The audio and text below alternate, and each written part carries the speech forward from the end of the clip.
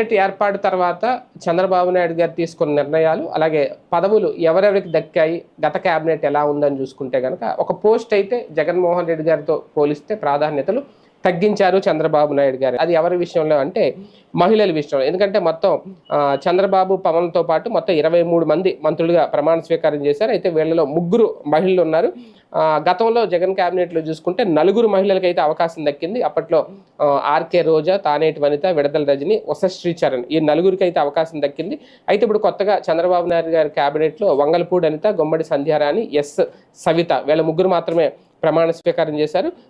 పాయకరావుపేట నుంచి గెలిచిన వంగలపూడి అనిత ఉమ్మడి విశాఖ జిల్లా రాజవరంలో ఉపాధ్యాయురాలుగా పనిచేస్తూనే రాజకీయాల్లో అడుగుపెట్టారు. ఇందులో భాగంగా 2014 ఎన్నికల్లో పాయకరావుపేట నుంచి పోటీ చేసి తొలిసారి విజయం సాధించారు. 2018లో టీటీడీ బోర్డు మెంబర్గా కూడా నియమితులయ్యారు. అలాగే 2019లో కొవ్వూరు నుంచి పోటీ చేసి ఓటమి పాలయ్యారు. ఇక గుమ్మడి సంధ్య